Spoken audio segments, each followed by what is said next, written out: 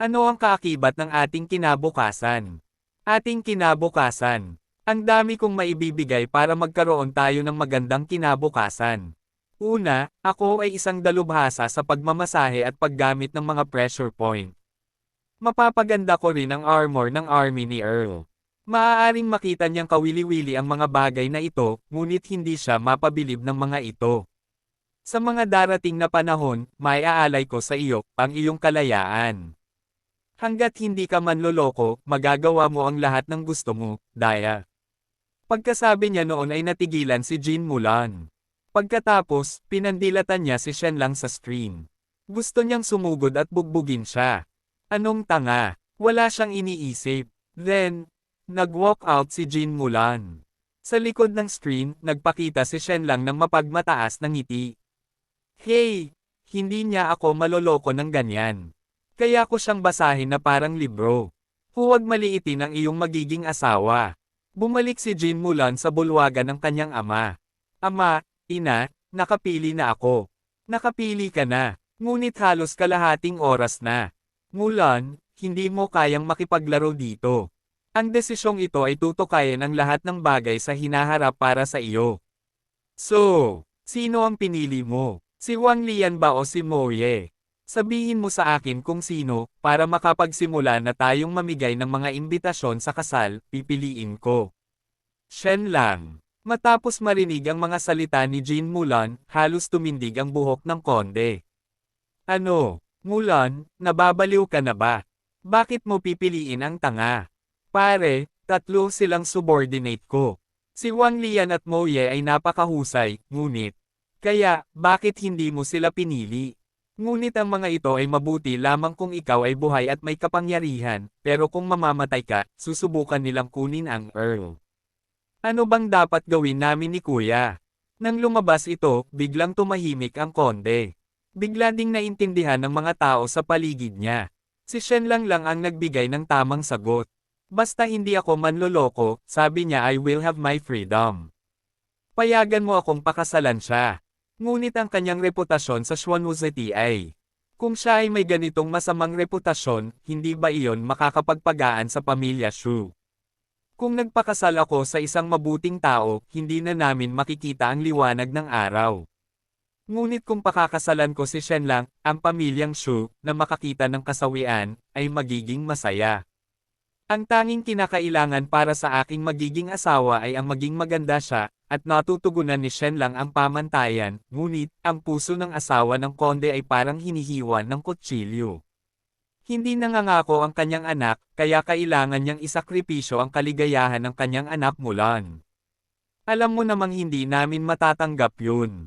Nasaan ang rebeldeng iyon? Nag-aaral pa siya. Jin Zong. Kunin mo ang letigo ko. Kailangan ko ito sa lalong madaling panahon. Mahal, ano ang gagawin mo sa iyong letigo? Tuturuan ko ng leksyon ang trash boy natin. Hintayin mo ako. Sasamahan kita. Ina, ama, bakit mo ako binabatukan? Tinuturuan kita ng leksyon. Saktan mo siya ng mas malakas. May tumulong. Sagipin mo ako. May putok ng malungkot na hiyawan na nagmumula sa Count House. Ang alipors ng Count, si Jin Zong, ay nakatayo sa harap ng Shen Lang. Shen Lang, sumunod ka sa akin sa guest room, sasanduan ko ang pamilya mo sa ibang pagkakataon, oo. Pagkatapos, sinundan siya ni Shen Lang. Kung sinabihan ako ni Jin Zong na sundan siya, ibig sabihin, ginawa ko. Bilang Shen Lang, ang Bambalang Bafon, mula ngayon, ako ang manugang ng numero 1 pamilya sa Xuanwuzeti. Sa lahat ng gumawa sa akin at sa buhay ng aking pamilya na isang buhay na impyerno, ihanda ninyo ang inyong sarili para sa aking paghihiganti. Oras na para harapin muna ang bastard na si Tianheng. Sa totoo lang, Master Jin, maaari mo bang kunin ang aking mga magulang sa lalong madaling panahon? Bakit? Ano ang nangyayari? May nagbabalak pumatay sa pamilya ko. May mga tao sa Xuanwuzeti na napupuot sa pamilya ni Shen Lang. Pero si Shen Lang ay manugang na ngayon ng Earl, kaya hindi na mahalaga ang kanilang reputasyon. Naunawaan ko, ako ay pupunta upang protektahan ang iyong pamilya, makatitiyak ka at makapag-asawa ng walang anumang alalahanin, pangunahing base ng Black Clothes Gang, sa labas lang ng Xuanwuzeti. Ito ay halos oras na iyon, pumunta sa pamilya ni Shenlang. Kung ibibigay niya ang kanyang dye formula, patayin sila ng walang sakit. Kung hindi, gawin itong masakit hanggat maaari. Opo, Ginoo. Parehong nabaligtad ang underworld at mga nayon sa Xuanwu City dahil sa Shenlang. Habang pinaplano ng underworld na patayin si Shenlang at ang kanyang pamilya, ang mga tao sa lungsod ay tumatanggap ng mga imbitasyon sa kasal. Lahat sila ay may iisang bagay, hindi nila alam na ikakasal si Shenlang kay Jin Mulan. Biglang inanunsyo ng pamilya Jin na ikakasal na si Jin Mulan, at agad na gaganapin ang kasal. Nagdulot ito ng maraming talakayan sa Xuanwu City, ngunit nabigo itong makaapekto sa mga aksyon ni Tianheng, oras na. Ganyan pa sila, kagabi, lumipat, mga kapatid. Tapusin na natin ta, singilin. Ang pangunahing pinto ng bahay ni Shenlang ay lubhang marupok, at ito ay direktang lumipad palabas. Gayunpaman, pagkaraang sumugod sa pintuan, nagulat si Tian Xianji sa kanyang nakita. Hindi naman humingi ng awa silang tatlo. Malamig lang silang nakatingin sa mga mandirigma ng Black Man Gang. Nakangiti niyang sabi, "Ano sa tingin mo ang ginagawa mo? Kami ay mga walang kwentang magsasaka. Hanggat wala si Shenlang, hindi na mahalaga kung mamatay tayo. Sa tingin mo ba maaawa ako sa'yo? Nakapatay na ako ng mga walang kwentang daga na tulad mo. Hindi ka magiging iba." Sa sandaling ito, biglang naramdaman ni Tian Xianji na tumayo ang mga balahibo sa kanyang likod. Agad siyang lumingon at nakita ang isang figure na nakatayo sa labas ng bahay ni Shenlang. Wala man lang siyang hawak na kutsilyo sa kamay.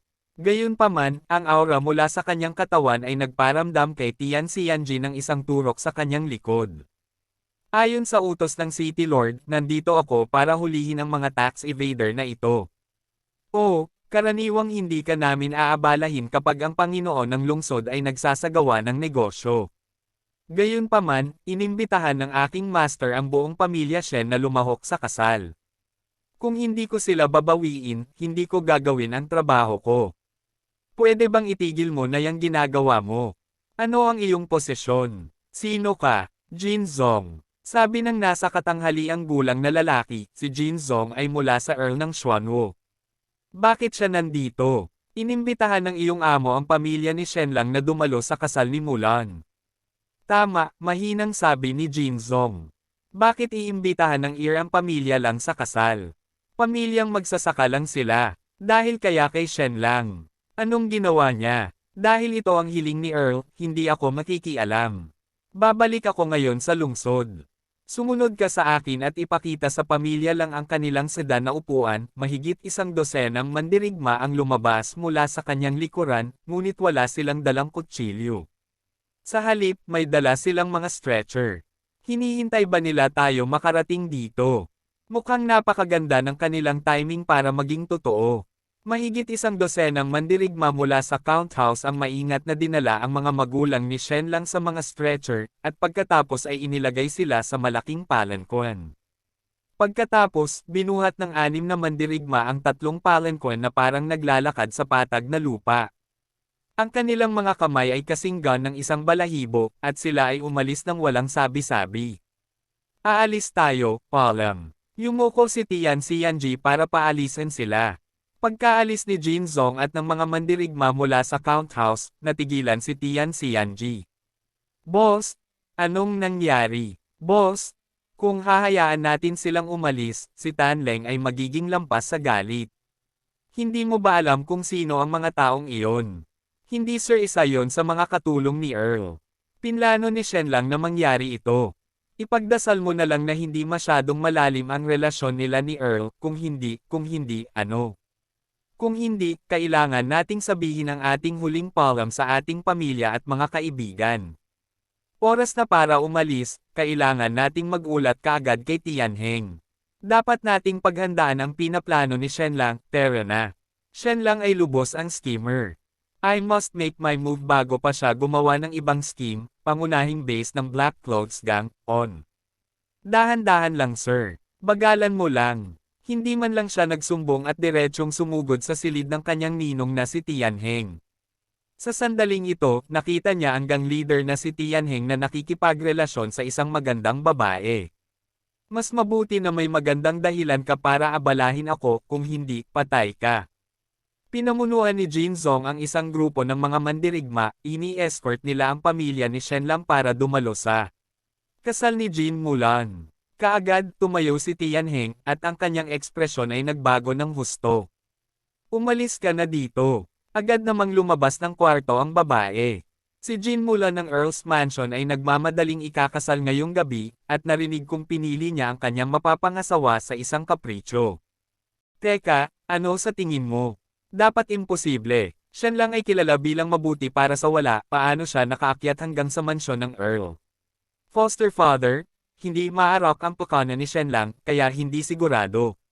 Hindi na natin siya dapat bigyan ng oras. Tama ka, papunta ako sa bayan ngayon, makalipas ang kalahating oras, sa conclave ng pamilya Lin. Walang pagkakataon, ito ay ganap na imposible. Si Shenlang ay kilalang kilala sa pagiging tanga. Wala bang hiya si Earl?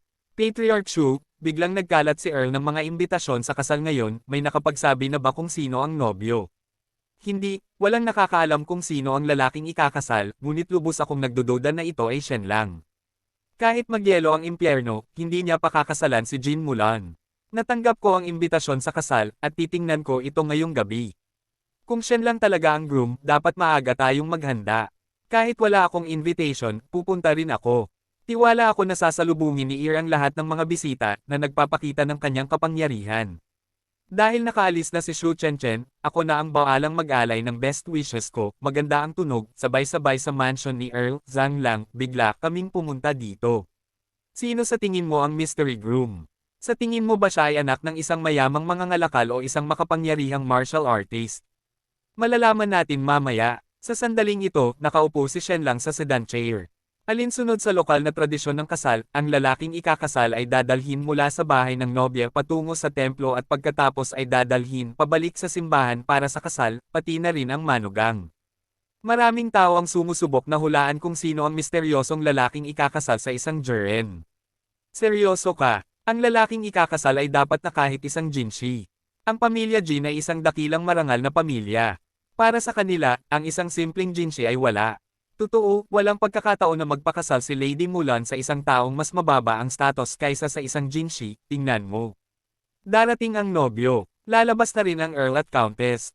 Dumating na ang nobyo. Sa ilalim ng tingin ng lahat, isang sedan na upuan ang dahan-daang dinala sa pintuan. Tinaas ang kurtina at pumasok ang nobyo, ay iyon. Shenlang. Paano? Shenlang. Paano? Lumabas din si Jin Mulan. Ang lahat ng mga lalaki ay nagpipigil ng hininga, at lahat ng mga babae ay nanlaki ang kanilang mga mata, na nagpapakita ng matinding selos. Dahil naghahanap ng manugang si Jin Mulan, hindi siya nagsuot ng matingkad na pulang damit. Sa halip, nakasuot siya ng silver dress. Magsimula na ang seremonya. Bow sa iyong mga magulang. Ngayon yumuko sa isa't isa, batiin ang isa't isa ngayon. Pagkatapos ng seremonya, ang bagong kasal ay pupunta sa kanilang silid. Biglang may narinig na boses. Lord Earl, bagaman ayon sa tradisyon, ang manugang ay dapat na ihayag ang kanyang mukha sa silid ng kasal. Xuanwu City Lord Liu Huyan, ngunit lahat tayo ay labis na nakikiusyoso kung sino ang lalaking ikakasal. Can you satisfy our wishes? Pumunta ako para bisitahin si Earl, pero hindi ko inaasahang daratnan ko ang kasal ni Jin Mulan. Kasabay ng pagtawa, dahan-dahang pumasok ang isang matangkad na figure. Pakiramdam ko ay pinagtaksilan ako, hindi ka man lang nagpadala sa akin ng imbitasyon sa kasal na ito. Kung hindi ako pumunta sa Xuanwu City para sa negosyo, baka napalampas ko pa ito. Zulin, pangkalahatang pingnan niyo, Grand Administrator ng Pingnan pagbati kay Master Zulin. Lahat ng naruroon ay yumuko para magbigay galang. Ngayon, sino itong taong sa tingin mo ay karapat-dapat na pakasalan si Jin Mulan? Tanggalin ang iyong maskara at tingnan. Oo, ipakita mo ang iyong mukha. Tanggalin mo yung maskara mo. Tumingin si Jin Mulan kay Shenlang at tumango.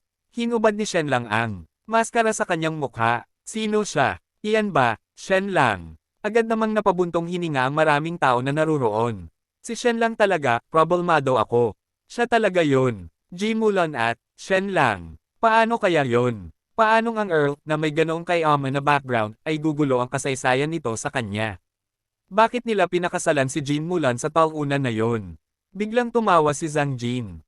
Hindi maiwasan ng lahat na mapatingin sa kanya, Zhang Jin. Lady Mulan, talagang peke ang kasal mo, tama ba? Bakit ito magiging peke?